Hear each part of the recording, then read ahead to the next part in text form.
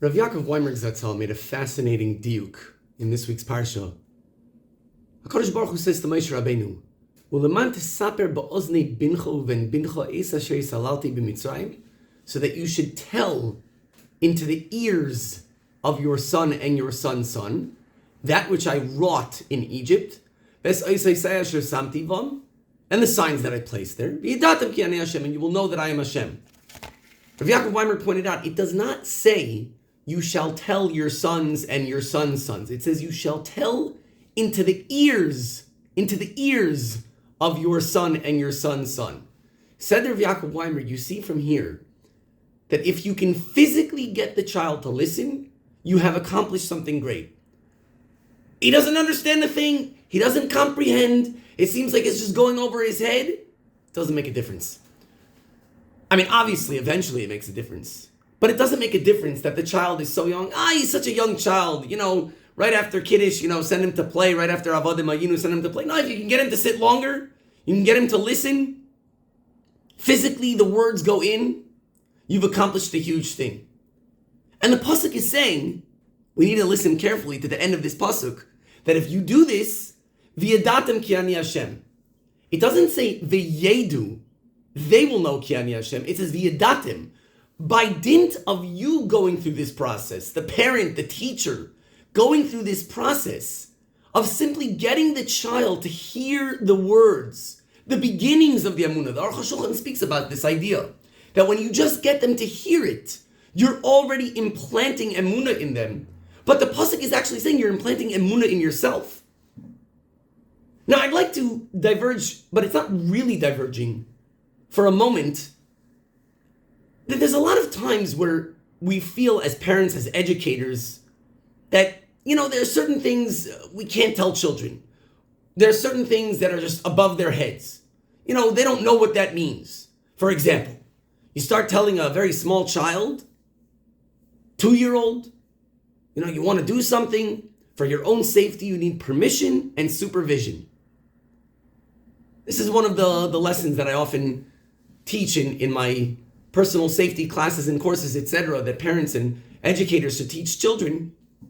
This concept of that it's very important for their own safety when they're very young, that they need from the adult in charge permission and supervision. And some people push back and say, well, what are you talking about? A child of the age of 2 or 3 understands permission and supervision? Of course he doesn't understand permission and supervision. But you have to start at some point. And it stands to reason, and experience shows that this is true. If you start using certain language with a child from a very, very young age, then by the time he's, let's say, 3.5, 4, certainly by the time he's 5, he will well understand what it means, permission and supervision. But if you only start even mentioning that language to the child from when he's 7, 8 years old, well, then it's only from that point that he'll start incorporating that concept and starting to digest it and understand it, etc. And this is true of many, many things. Whether it's things that we think that are just above the child's head, or whether it's things that we think, that are topics that are just not for children. There's a pretty well-known story that the Brisker Rav, his son, one of his sons, at his bar mitzvah, gave his drush. He gave his bar mitzvah speech on the topic of the Rambam's Shita and Kiddush HaChodesh, which is, putting it lightly, a very complex sugya. And people asked the Brisker Rav afterwards, that's a topic that you give a bar mitzvah boy to darshan on at his bar mitzvah? Don't you think that's a little bit advanced? So the Brisker Rav said what I think is as straightforward as it is profound, that a child can understand anything an adult can understand. The difference is how you say it. It's the language. You're right, the child is not going to understand it on the level of sophistication of the adult. He's not going to understand it on the level of nuance of the adult. He's not going to understand it on the level of depth as the adult, and so on and so forth. But to suggest that this entire topic should be effectively taboo, should be off limits, that's absurd. Find the language through which, the language that will serve as a medium that the child will be able to understand it on the level that he's able to understand it at this point. You don't say, oh, Kiddush HaChodesh, the Shittas HaRambam and Kiddush HaChodesh, it's such a complex topic. Yeah, we'll start talking to the boy about that maybe, when he's in Shir Beis Yeshiva Ktana, or maybe Shir Aleph Yeshiva G'dayla. No reason. Why would you do that? Why would you withhold it from him? There's nothing that's off bounds.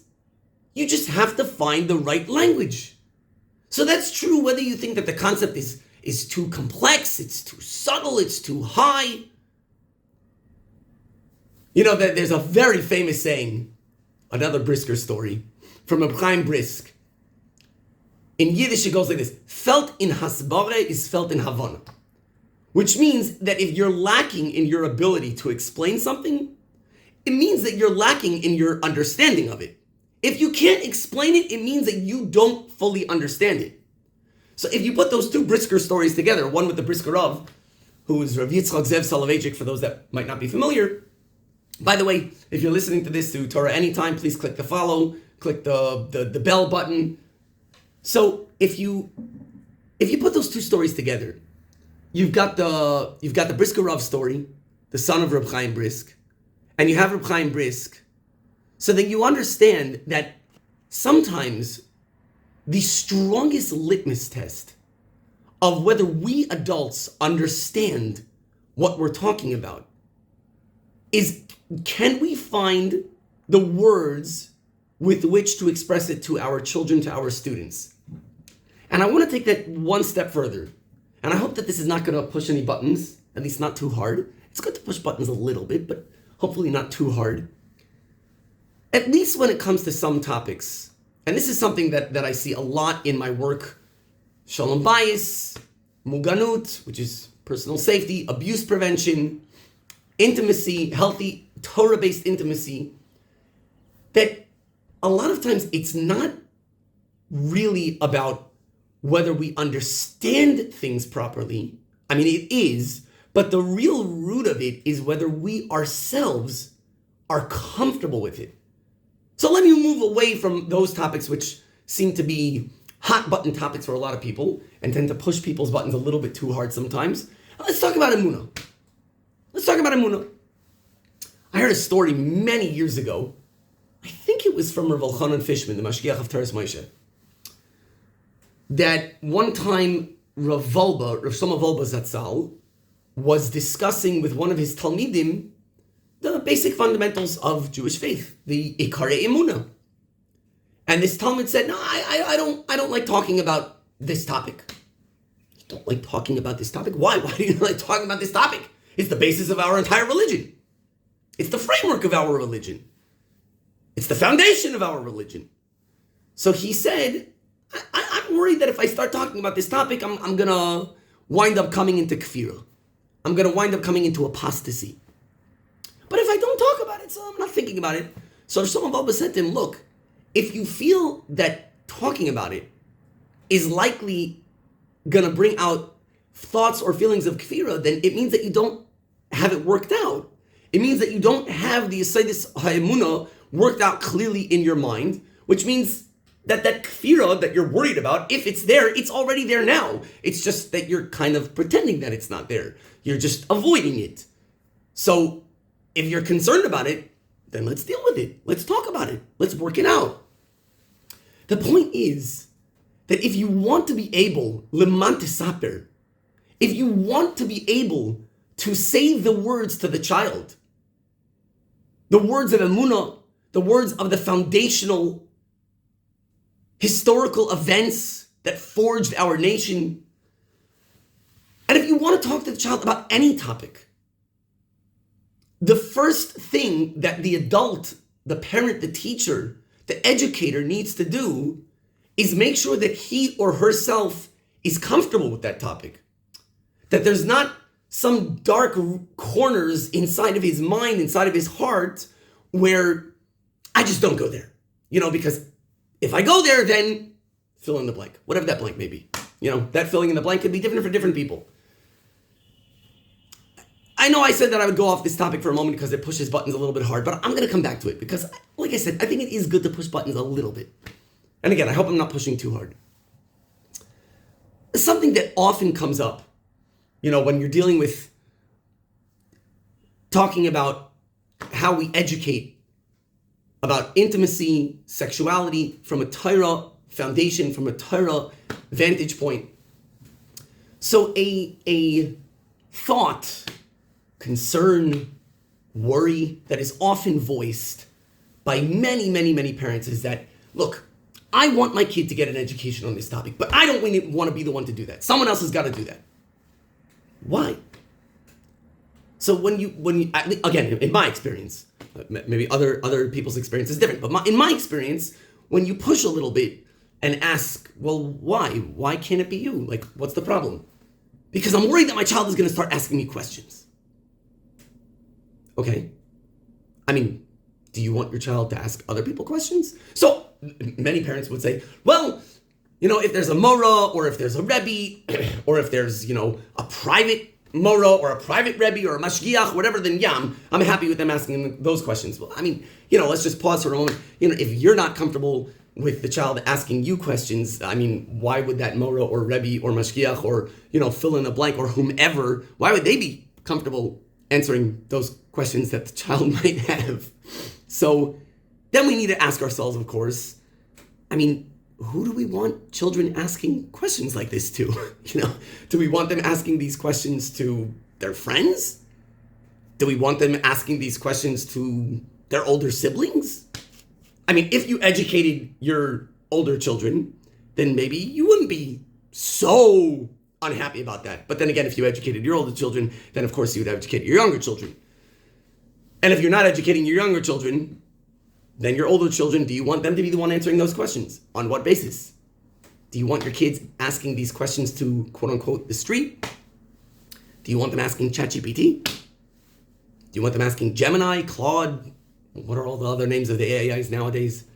So, but I think it's so important that the adult who's supposed to be that source of Leman Tesaper, Ba'azni Vinchu Ben Bincha, we are supposed to be that source of guidance. We're not supposed to offload it and outsource it to somewhere else.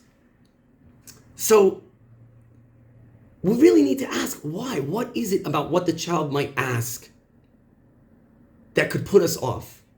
And I think, again, this is in my experience. For those that have different experience, please, by all means, feel free to contact me and let me know what you think about this. My email is rbsa613@gmail.com. And I genuinely mean that, by the way. If other people feel that what I'm saying doesn't match their experience, I'd love to hear your input. But in my experience, what it really often comes down to is that adults are concerned that children are going to ask them questions about their personal, intimate matters.